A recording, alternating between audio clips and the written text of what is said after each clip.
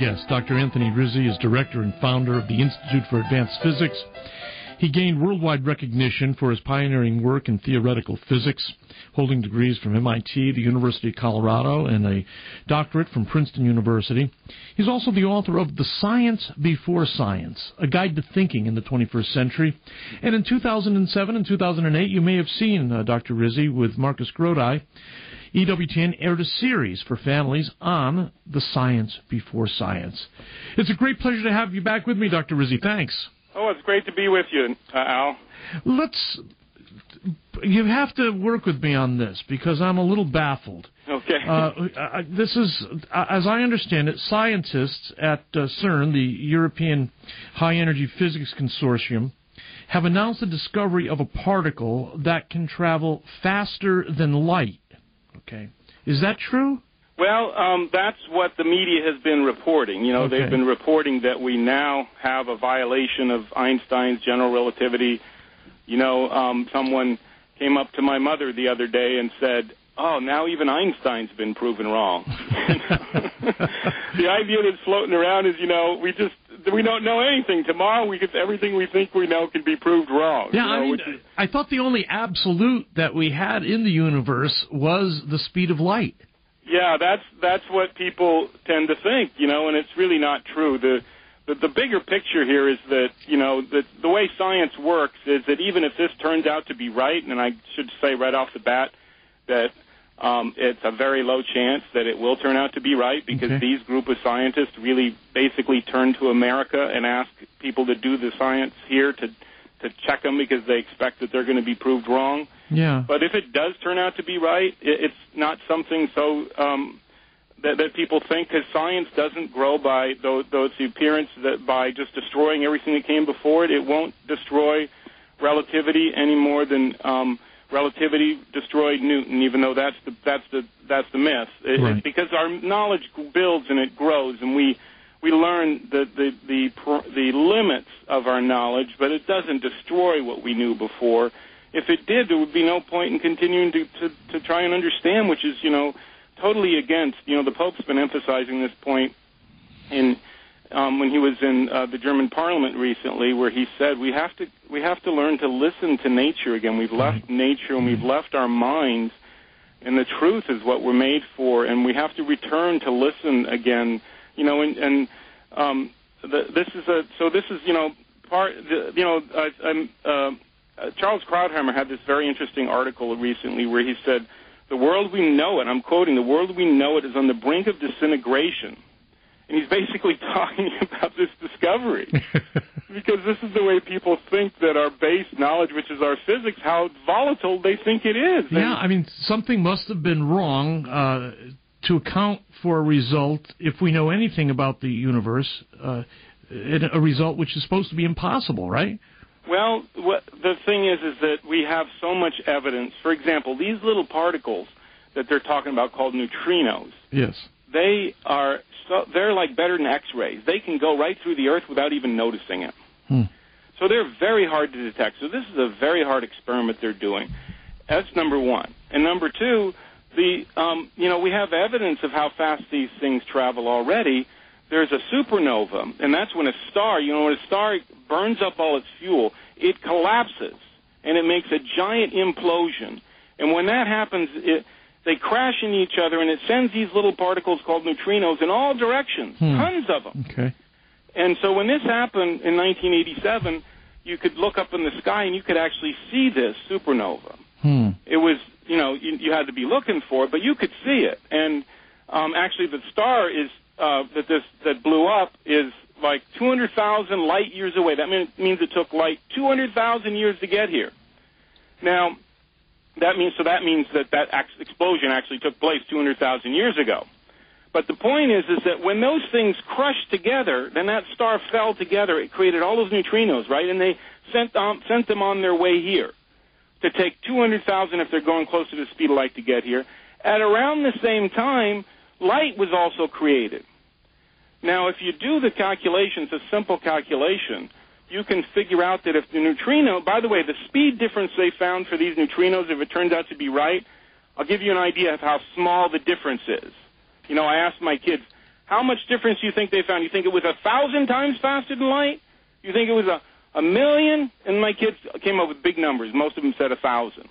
It turns out if you take a meter stick and you let that be the speed of light, let that represent the speed of light, how far off this was less than the thickness of a piece of paper. Wow. That's how close this was. Okay. But even if it was that far off, the neutrinos would have got here 3 days before the light. Yeah. 3 days before the light. In fact, the neutrinos got here around the same time as the light, within a few hours. Okay. So the evidence is, we have contradictory evidence to this, even with neutrinos. But all kinds of experiments show that the relativity theory, that the speed of light here from bodies that have mass is something less than. So, we're coming from a million different things. It could be right. There's a small chance it could be right.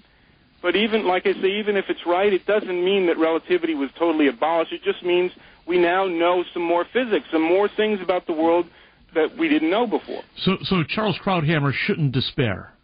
He shouldn't despair. That's right. He shouldn't despair. But he's really right about the fact of how important physics is. We don't often, as Catholics, realize physics is the study of the physical world, and it's the start of all our knowing. Absolutely. And if we can call that into doubt, then everything's gone. Because if you don't know what you see in front of you, you can't know anything about the God who made you. Because, as Paul says, right, that we know his invisible presence through the visible things around us. Yes, absolutely. My guest, Dr. Anthony Rizzi, is the author of The Science Before Science, A Guide to Thinking in the 21st Century. I want to stay with this point because I think it's absolutely vital. Many times we're being told that we don't really know the universe we're living in. Right. Because the chair that I'm sitting on, the table I'm leaning on right now, is really just so much space. And so I can't trust the evidence of my senses. Yeah. It's illusory. If I really knew what was going on here, I have a completely different approach to living in this world. But if that's the case, then how can I ever trust the evidence of my senses?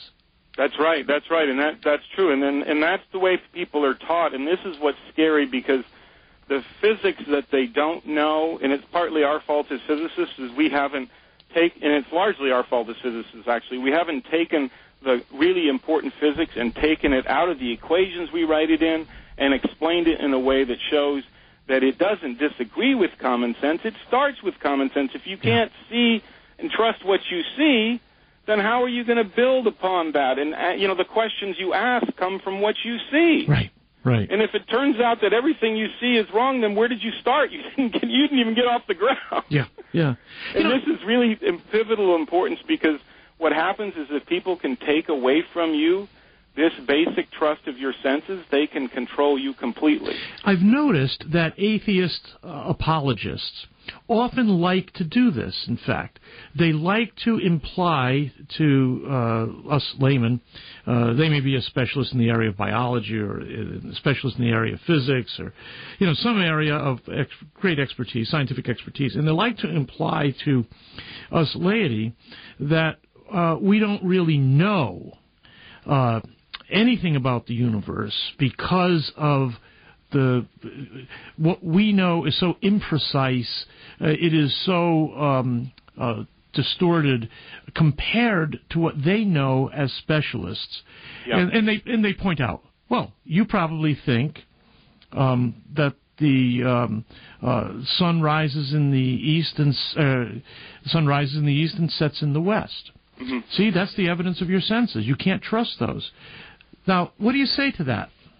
Well, this is important because this is the way that people get confused because the specialist does know a lot of stuff that the average person doesn't know. Absolutely. And because it's in a form that is not easily translated, like I say, it's in the form of these equations, they end up saying things that the average person can't reach, and so they either just sort of have to believe or disbelieve. It becomes a matter of faith, which is not what reason is about. Right. And like I say, it's largely the physicist's fault, but it's also the laity's fault, the layman in the sense of the person that's non-scientist, that he has to go and try to learn what he can about these things so he can really understand the modern world in which he lives. But the example you give is a very good example, because the point is the senses don't give us everything, but what they give us is true, and they tell us that there is a relative motion between those two, and we might jump to the conclusion that we know exactly how much each is moving, right? But that doesn't mean the senses are in error. We jumped, and that often happens in our thinking. And you know, the reasonable conclusion when you know little is that the Earth is actually not moving, because you don't feel it and so forth. Right. And only after much analysis and so forth can you come to realize that it is moving. So you know, but one thing I do know is it doesn't feel like it's moving. Yes, that's it. And I at least know that. And that's right. You do know that, and you do know the relative motion. You do know that one or the other or both are moving. Right. Right. And you know that, and you know that through your senses with certainty. But what you realize, though, is that maybe, you know, if you thought about, maybe it's just moving in such a way I can't feel it. Mm-hmm. And like if you're in a train, for example, and the train's moving on a particularly smooth set of tracks and it's moving at a uniform speed, you can't tell you're moving. Right.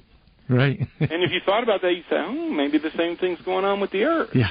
But you have to figure it out, and the thing is what we tend to do is jump. And then when we jump, then we're prone for people to saying, see, you can't trust your senses. But you got to walk back and see it was your senses that led you to figure out. I mean, if you didn't see that there was this relative motion, you never get started. Right. Yeah, very good. And that's the key.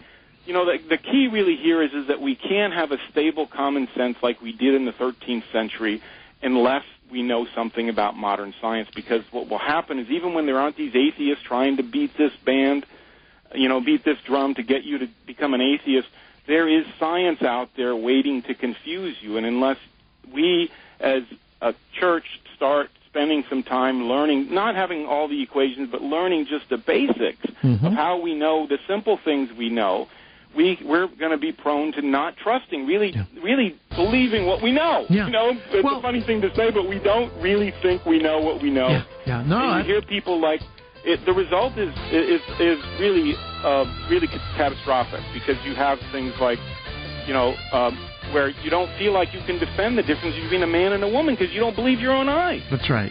Anthony, we'll come back on the other side of the break, and I want you to take us back to, how about Thomas Aquinas, and how was he confident in the evidence of his senses?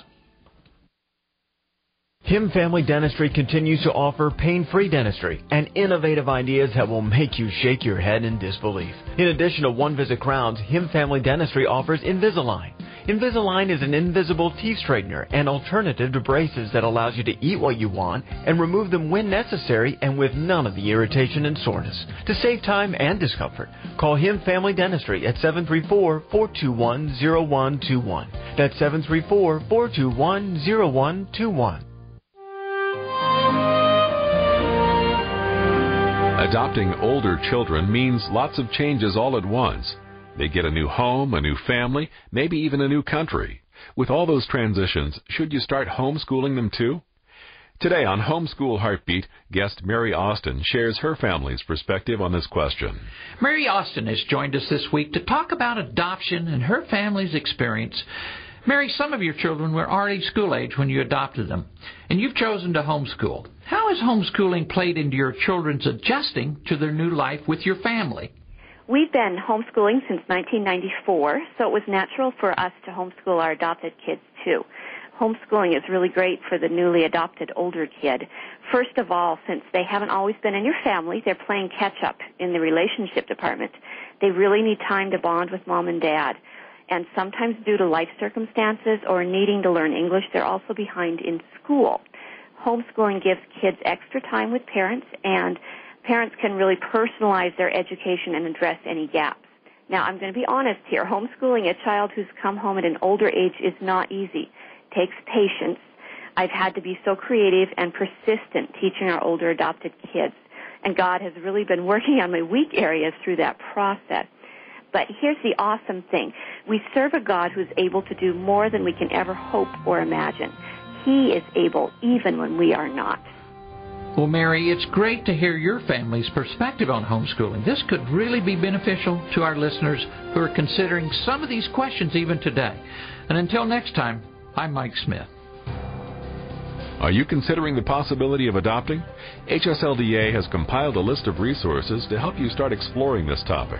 Request our free resource sheet, Adoption for Homeschooling Families, when you visit homeschoolheartbeat.com.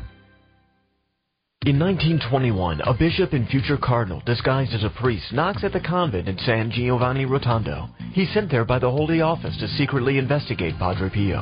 His reports stay buried for nearly a century. Now these exceptional documents are published, revealing every aspect of Padre Pio's life.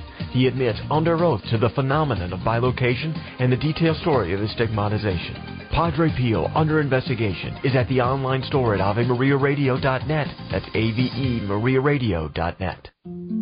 Parishes across the U.S. will begin to use a new Mass translation on the first Sunday of Advent. We anticipate some of the changes to the Mass with the series that begins on our next program. St. Bonaventure also said this: every creature is a word of God.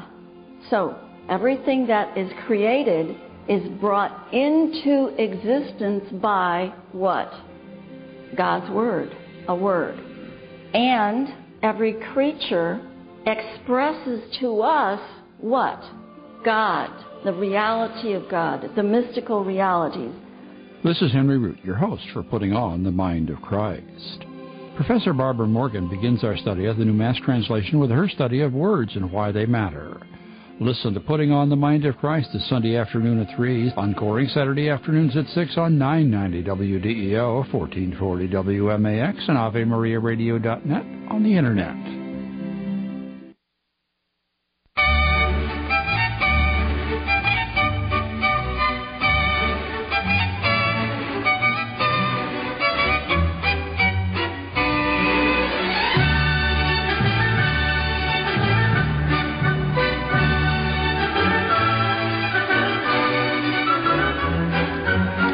Good afternoon. I'm Al Kresta. With me, Dr. Anthony Rizzi, director and founder of the Institute for Advanced Physics and author of The Science Before Science, A Guide to Thinking in the 21st Century. We're talking about how we know, how we can trust the evidence of our senses, and in a world in which there's remarkable theoretical physics, when we have versions of natural history, big history that go back billions of years. Well, sometimes we feel as though we can't really know anything. It's just everything is too uncertain. We're afraid we might be grossly corrected if we say what we think we know. So, did Thomas Aquinas have this kind of problem? Yeah, no, I mean, St. Thomas Aquinas really was the one that kind of, the Church has, as you know, this development of doctrine where she comes to understand the deposit of faith more and more with each passing year of growth. Yes.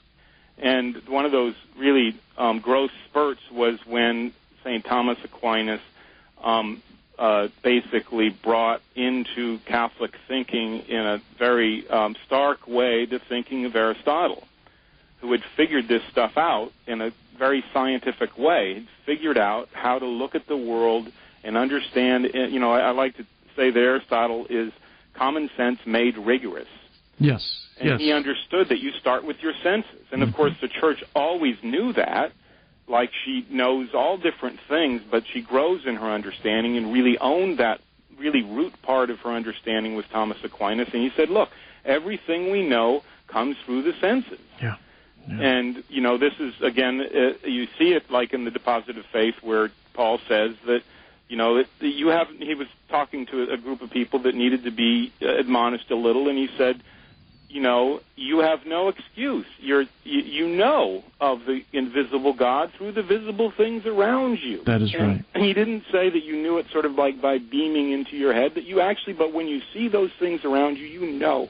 And St. Thomas knew, and he actually started that, replanted that understanding in fertile soil that was Catholic soil, and that's where the scientific revolution, that's where science came to full birth because of it. I love in the New Testament you've got St. Luke, for instance, says that he's checked these things out with the eyewitnesses.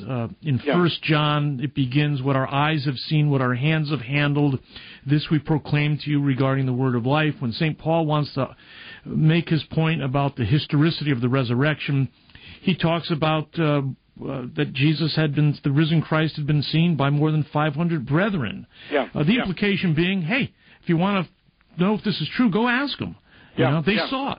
That's right. And so there's this basic trust in the evidence of our senses. Yeah, and leaning on to this is what brings you the faith. Yes, that's right. And Thomas is the apostle is like bringing that to bear when he says, "I need to see." Yeah.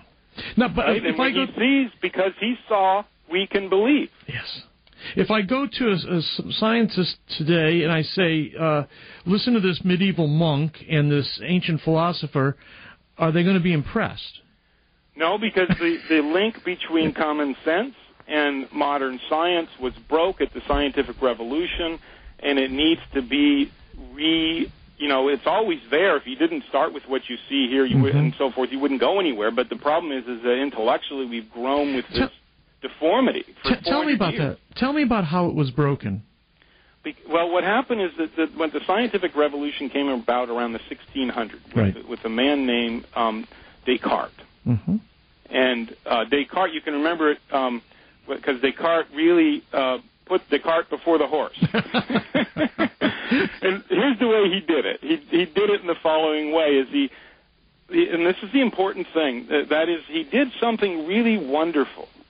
Because whenever, there is something evil that's really evil, you have to look for the wonderful thing that was perverted. Mm-hmm. So, the devil wouldn't be such a problem if he wasn't so wonderfully created. Mm-hmm. If he wasn't the highest natural creature that there was, when he went bad, it wouldn't be so bad. I mean, if a slug goes bad, who cares? Right. Yes, but if the highest intelligent creature goes bad, you got another problem. Then you're in trouble. Yeah. And that's why he was able to create so much havoc. And that's what happens here, is that science is a wonderful thing. It's hugely wonderful, and Descartes really is responsible, not himself alone, but he's one of the great thinkers. But what he did is he figured out a way through all the great work that Catholic thinkers had done digesting the understanding of the human person. What he did is he figured out a way to make sort of a system of symbols that you could just mechanically calculate and get answers, and we call those equations. And that never existed before. Nobody had thought of that. This is a profound thing, the idea that you can make a system that can calculate without having to look and see what you're doing, that you could basically, as we find now, you can put it on a computer, and the computer can grind it. That's how mechanical it is.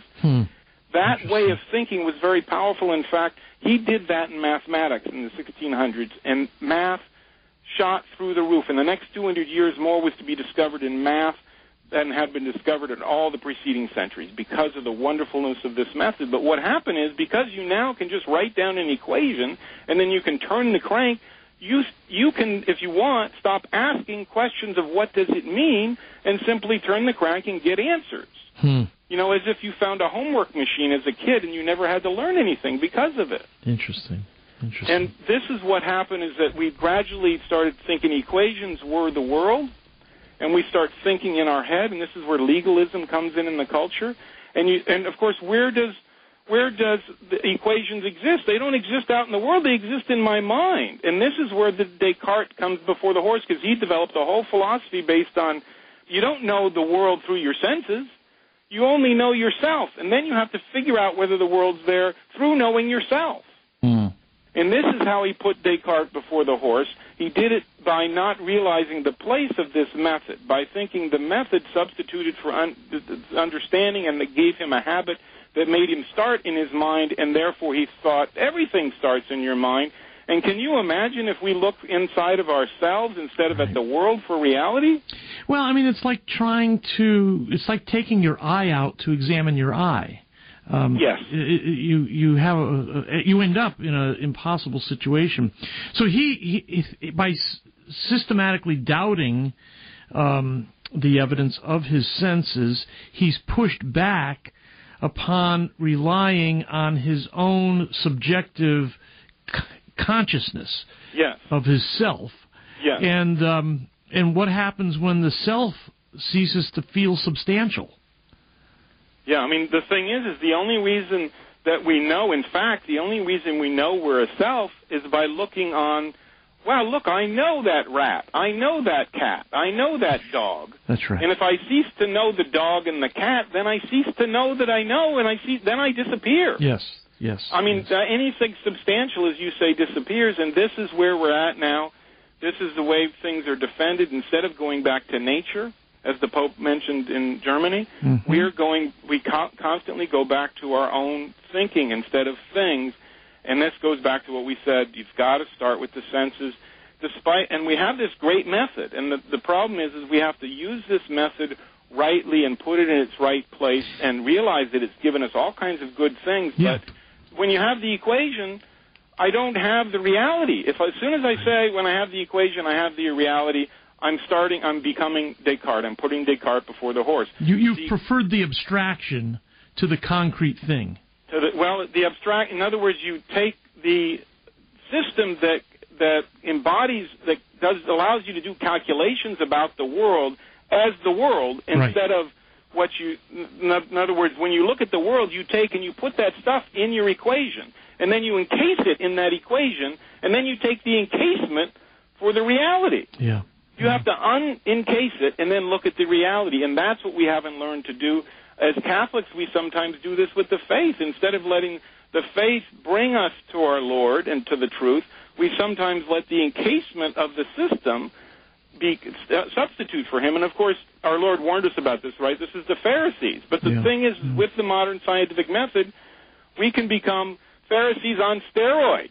We can do this much better than anybody else has ever done it. Yeah.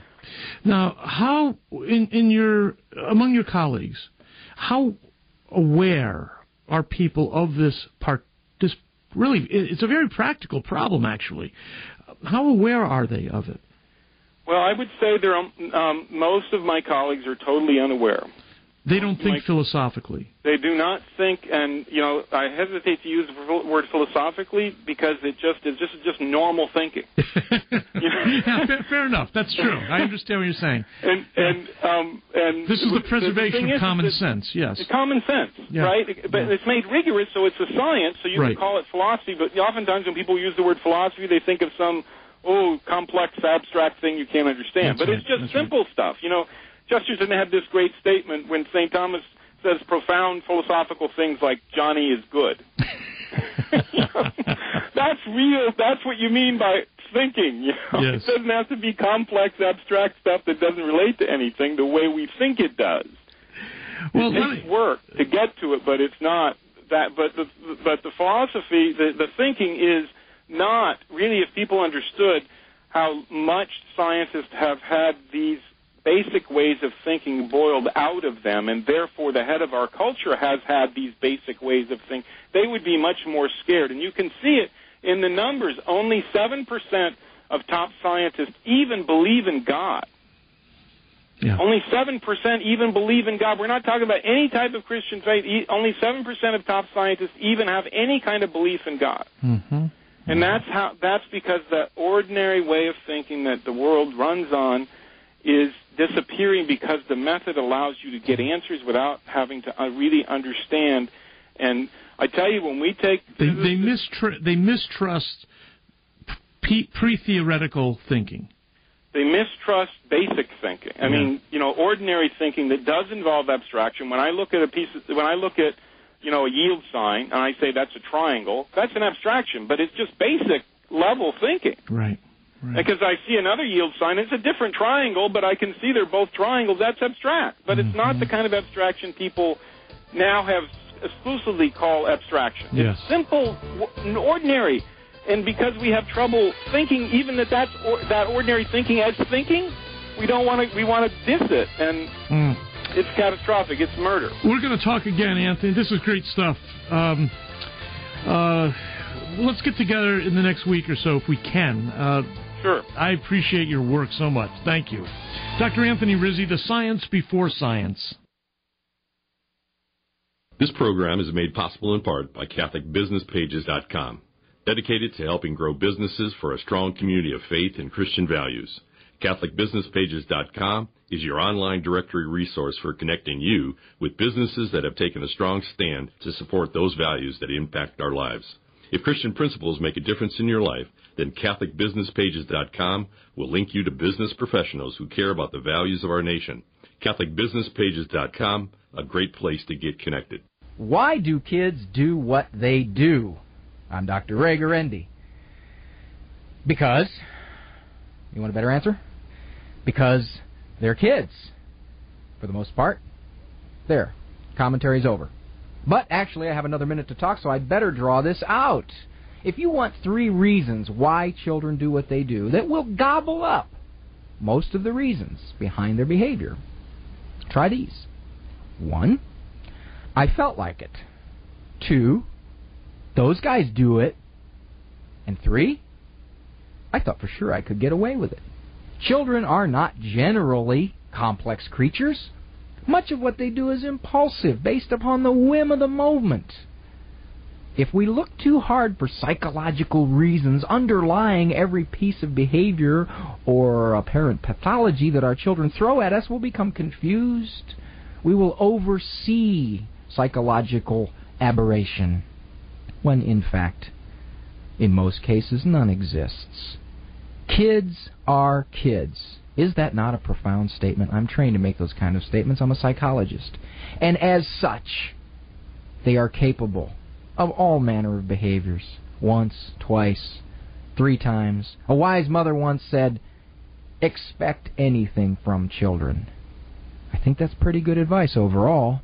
I'm Dr. Ray.